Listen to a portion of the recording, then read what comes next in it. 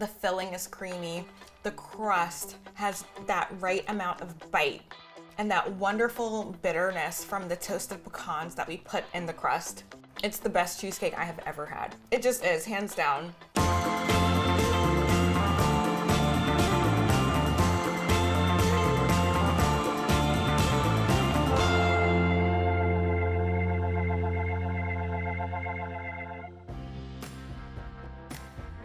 Hey everyone, I'm Valerie, and today we're gonna be making pecan candy cheesecake right here in my home kitchen. This is the dish that I won the Great American Baking Show with. I made this in the finale and it got me the big final prize. I love this dish because it combines where I grew up, which is Louisiana, with where I live now, New York. Growing up in Louisiana, I loved pecan candy, and it pairs perfectly because you have this nutty, crunchy crust with this like decadent, silky, smooth cheesecake filling. And this is one of the easiest crusts you're ever gonna make. It's a press-in crust. So we're gonna start by toasting the pecans. I have some roughly chopped pecans, and we want them in a single layer so that they all have a chance to brown and get toasty.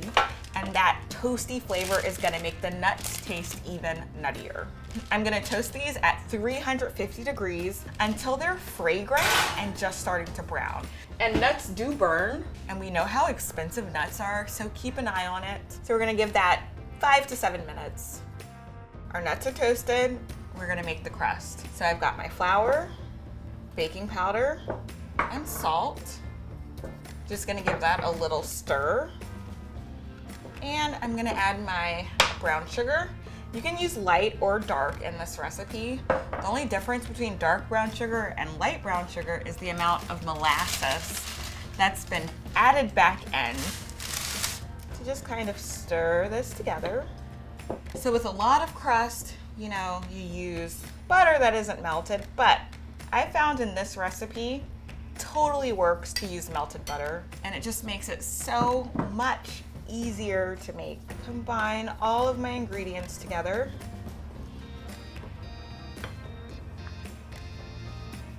So our crust is all mixed together, and it even like smells and a little bit looks like pecan candy already. And now all I'm gonna do is press it into my pan.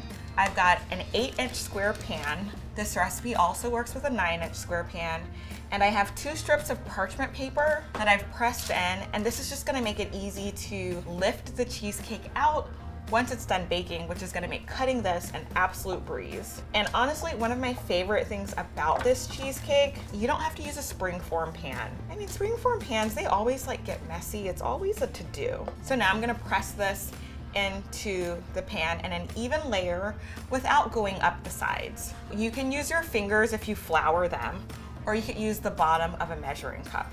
Don't be afraid to get in there and use your hands.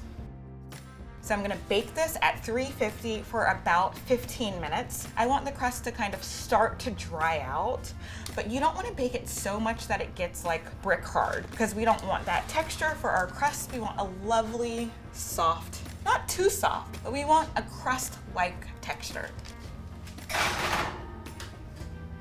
So there are a couple of different ways to make a cheesecake. This filling, I would say it's the purest way, because we're not adulterating anything with like flour or something that maybe makes it more cake-like and crumbly. No, this filling is like pure, smooth, just all of like the things that you think a cheesecake should be. So to get started with that super creamy, smooth filling, I'm gonna take my cream cheese and add it to my mixer. And for this recipe, it is important that your ingredients are room temperature.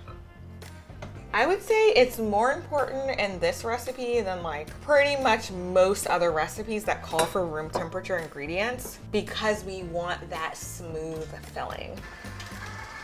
Reading the recipe. So we're gonna let this whiz medium-high for 2 minutes until it's really smooth and creamy before we start adding our next ingredients. I bought the brand of cream cheese that was the least expensive at the store. But what's way more important than the brand is buying the cream cheese in a block, because if you buy the stuff that's whipped, they add different stabilizers to it, and if you bake it, it'll get grainy. So you want the cream cheese in a block, and you want full fat, because we kind of need that fat to make the recipe work. I'm not a brand snob, I'm just a block snob.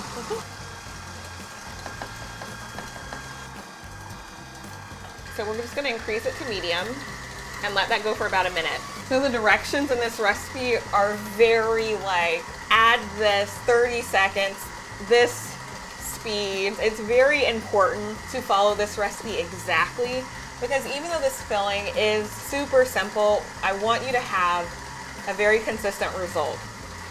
So I'm going to increase the speed a little bit more to medium-high, and I'm gonna beat another minute. We're doing all the heavy whipping now because once we add our eggs in, we don't wanna beat our eggs to death. I mean, that's the thing about baking.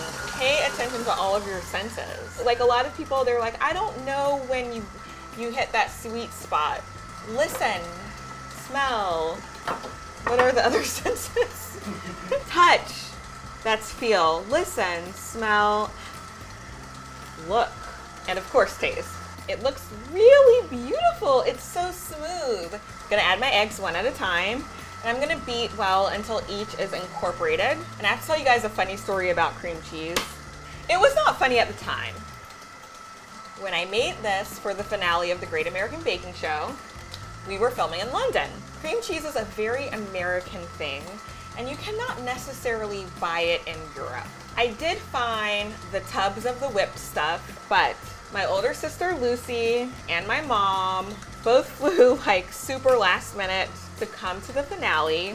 I had my sister bring blocks of cream cheese, of course, because I needed it for my recipe. She said TSA tried to confiscate her cream cheese. They told her it was a liquid.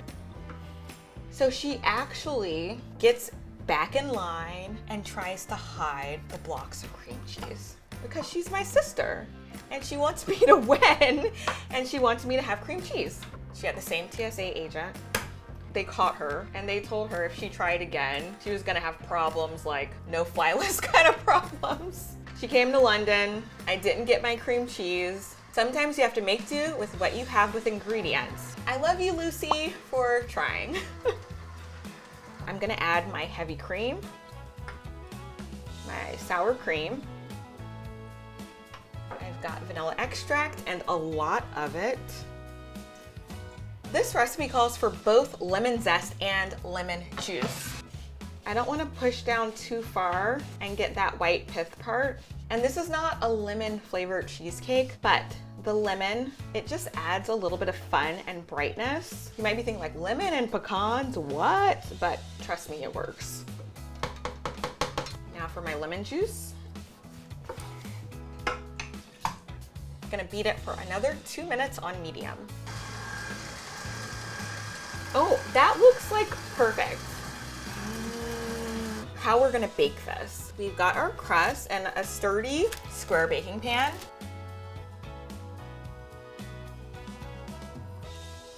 So this is how I'm gonna do our bain-marie. I have a pot of water on my stove that's already boiling. My oven is ready to go at 325. So I'm gonna take my roasting pan, put it in the rack and pull the rack out a little bit. And I'm just going to set my pan right into my roasting pan. And I've got my hot water and I'm just gonna pour on the side. And if a little gets in the bottom of the oven, that's fine. And how much water you'll need, again, it just depends on the size of your pan. And I'm just gonna kind of scoot this over into the center and set my timer for 60 minutes. The hands-on time on this recipe is pretty short. This is doable. It's a press and crust, and it's a mixer does all the work filling, and that's it. Then we're just baking and chilling.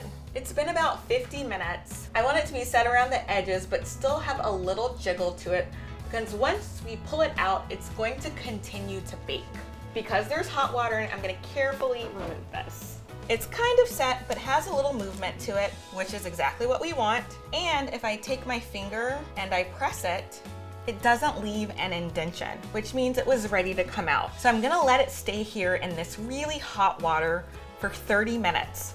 So it's continuing to cook, but we are being gentle with removing it from the heat. And that's why we don't have any dark spots or like a big unsightly crack going down the middle of the cheesecake. Once it's been 30 minutes, I'm gonna take it out of the water bath, let it sit at room temperature, and then I'm gonna put it in the refrigerator to chill until it's ready for us to enjoy.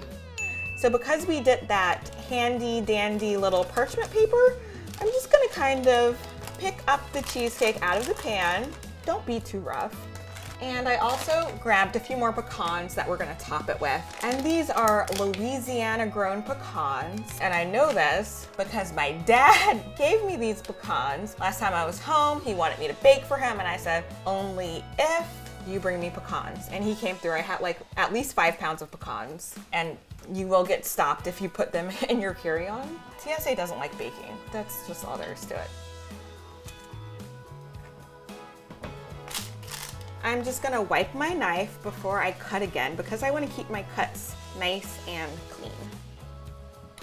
When you're cutting something like cheesecake or brownies, it's always easier to cut it in half and then cut the half in half.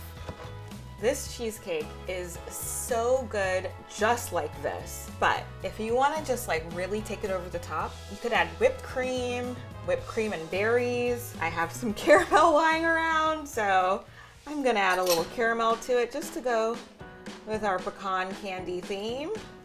I'm gonna top it with some Louisiana pecans.